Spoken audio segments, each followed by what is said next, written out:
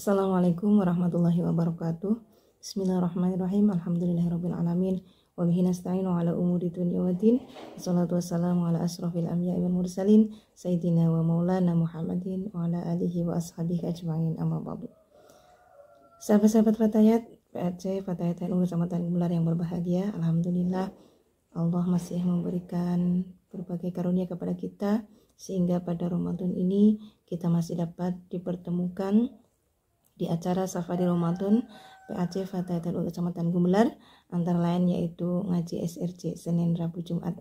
Teriring doa, semoga PAC Fatayat NU Kecamatan Gumelar semakin eksis, istiqomah, bermanfaat, berkah dan berkah untuk kita semua. Amin ya robbal alamin. Sahabat-sahabat, untuk materi kali ini yang akan saya sampaikan adalah tentang bidadari surga baper. Ya, mungkin sahabat-sahabat pernah mendengar ada istilah bidadari surga.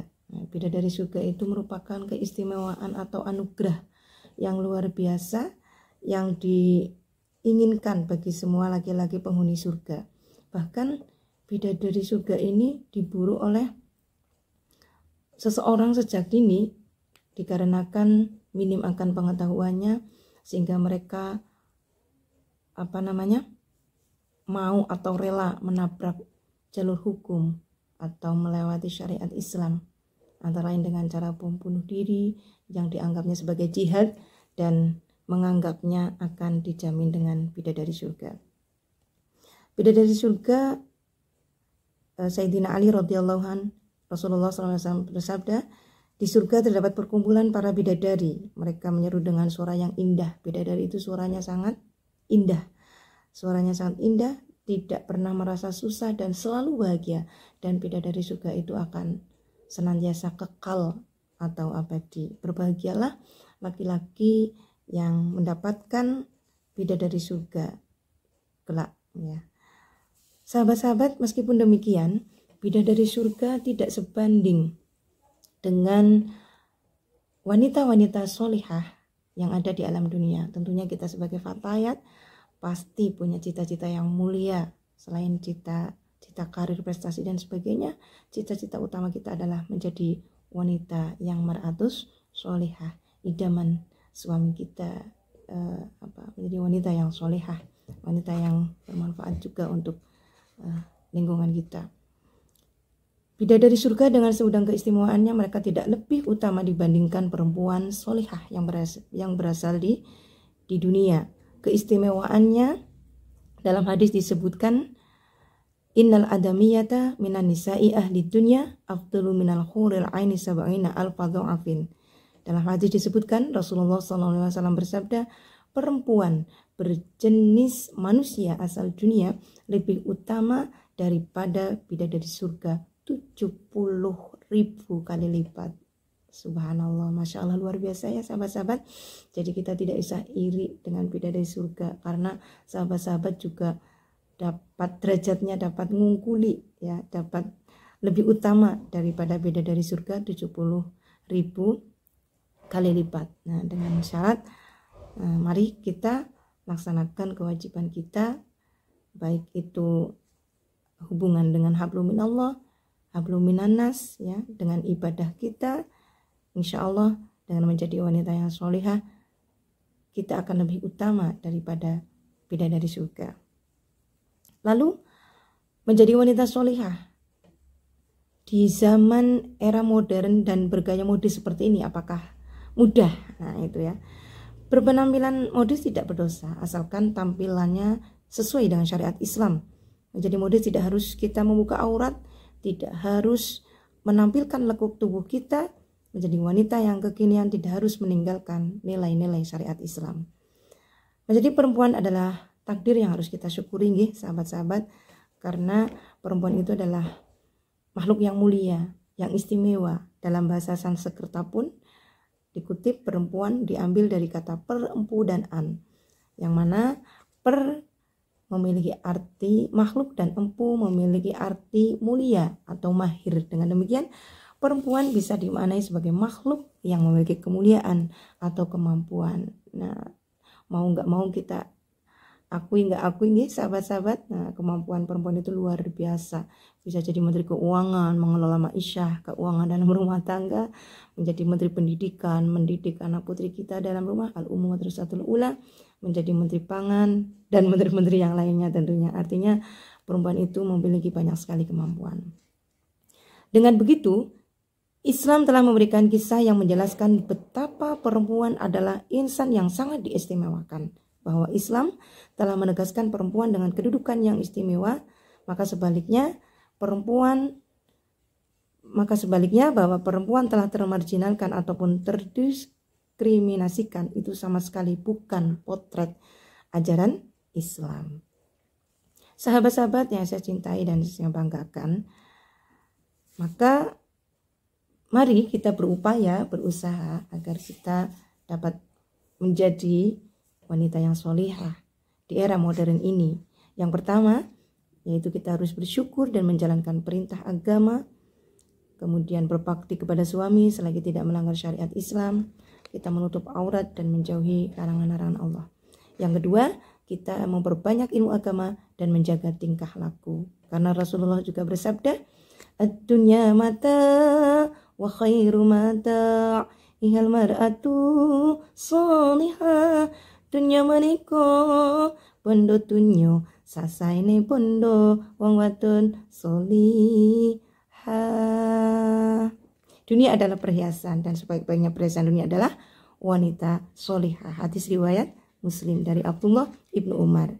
Nah, yang dimaksud perhiasan di sini adalah wanita tersebut bisa masuk surga dengan akhlak yang mulia. Amin ya robbal alamin. Seperti yang dicontohkan oleh beliau Siti Khadijah, seorang perempuan yang tidak meninggalkan marwah dan kehormatannya, namun tetap bisa menjadi perempuan yang luar biasa dalam perjuangan dakwah Islam.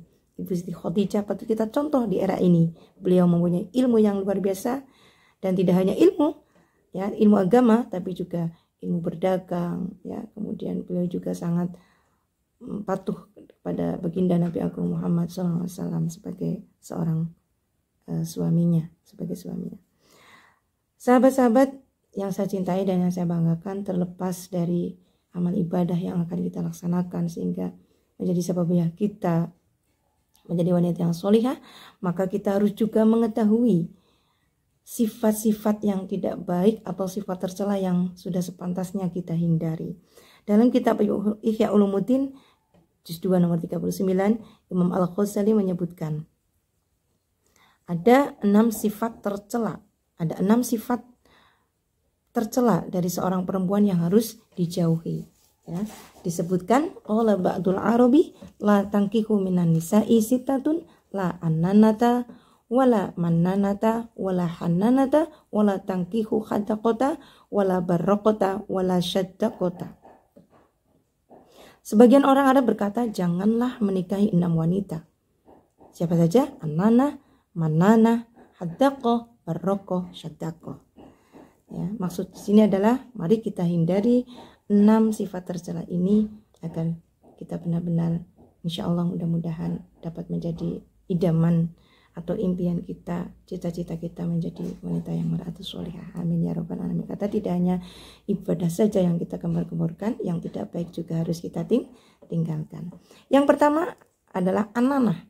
Siapa ananah? Ananah adalah perempuan yang suka mengeluh, mengadu. Perempuan tipe ini memiliki dasar sifat pemalas dan tidak mandiri. Sifat ini mampu merusak hubungan antara suami istri dan juga hubungan dengan para kerabat maupun orang lain.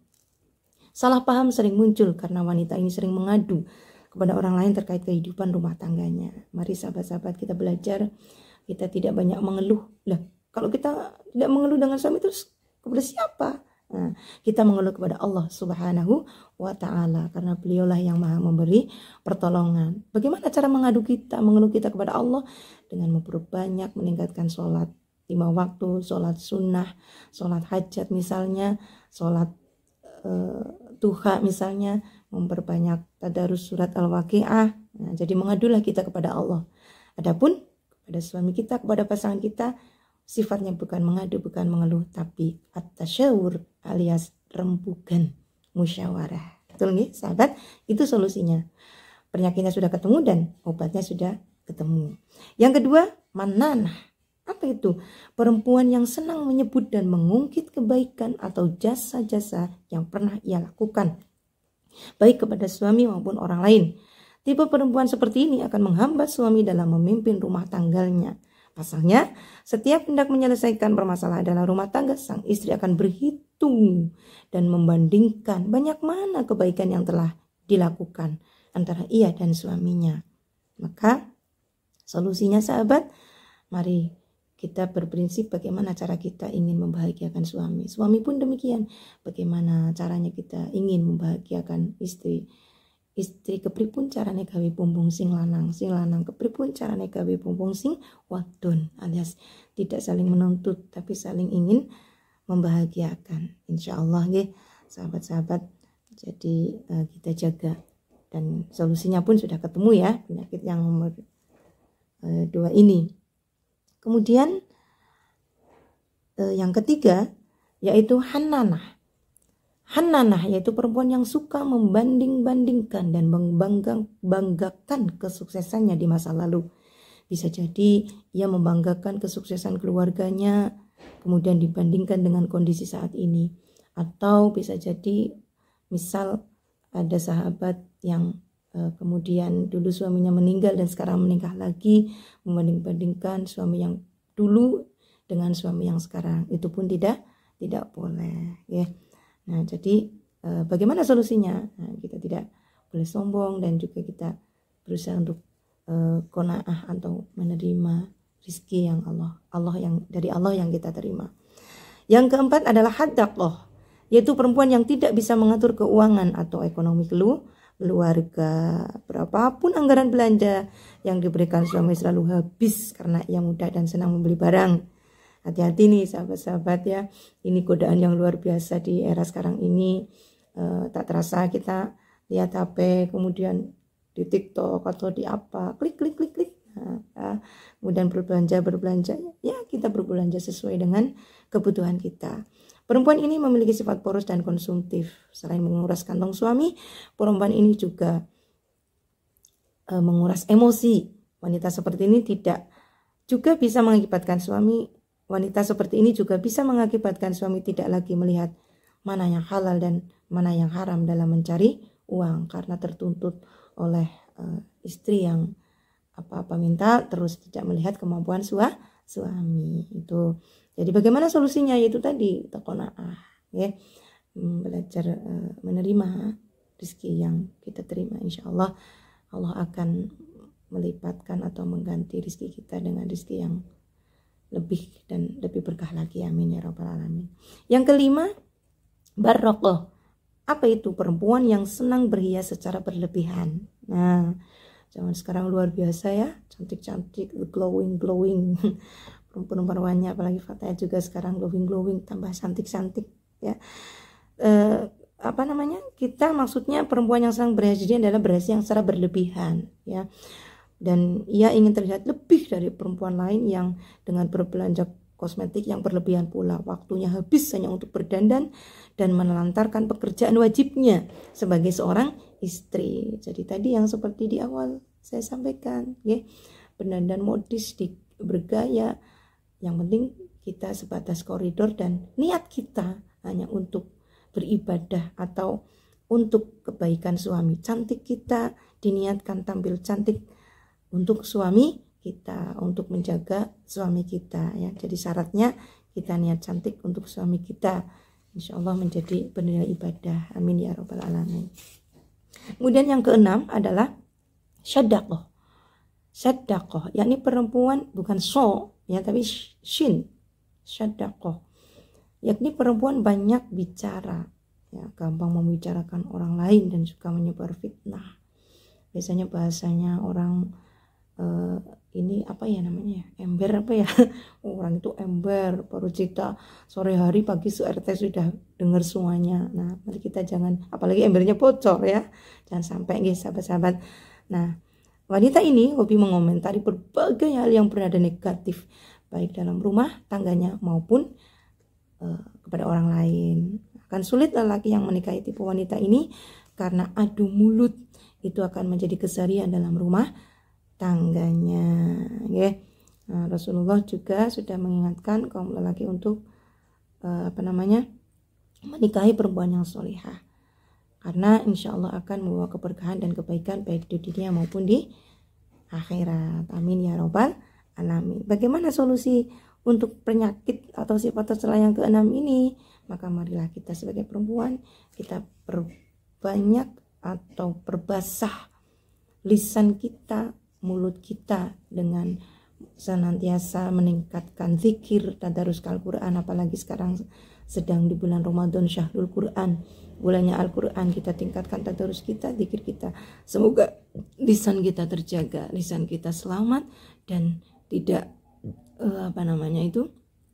banyak membicarakan orang lain. Mudah-mudahan kita semua terjaga, kita semua terhindar dari 6 sifat tercela seorang perempuan ini, sehingga di bulan Ramadan ini kita dapat mencari ridho suami. Karena barang siapa atau yang setiap wanita yang menghendaki keridhaan suaminya pada bulan Ramadan, maka ia akan mendapatkan pahala seperti pahalanya Maryam dan Aisyah. Amin amin ya robbal alamin. Shallu ala Nabi Muhammad, Allahumma shalli alaihi. Bidadari kok dibanding-banding ke, saing-saing ke, yo mesti kalah dengan wanita-wanita solihah saat di dunia taat beribadah. Ku berharap dapat menjadi wanita solihah, berakhlak, berilmu. Ya Rasulullah, salamun alaik. Ya Rafi'il asyani wa daraji, atfataya jiratal alami. Ya ugailal judi wal karomi. Ku berharap syafaat Nabi saat berdiri di yaumil qiyamah nanti. Amin amin ya robbal alamin. Sekian sahabat-sahabat yang dapat kami sampaikan, semata-mata untuk mengingatkan diri saya pribadi, dan semoga dapat mengingatkan sahabat-sahabat semua agar cita-cita kita sebagai wanita yang merantau solihah dapat tercapai dan senantiasa diridhoi oleh Allah, mendapat hidayah perlindungan dari Allah Subhanahu wa taala. Amin amin ya robbal alamin. Bila banyak tutur kata yang kurang berkenan, saya mohon maaf. Akhirul qauli wallahul muwaffiq ila aqwamit thoriq. Assalamualaikum warahmatullahi wabarakatuh.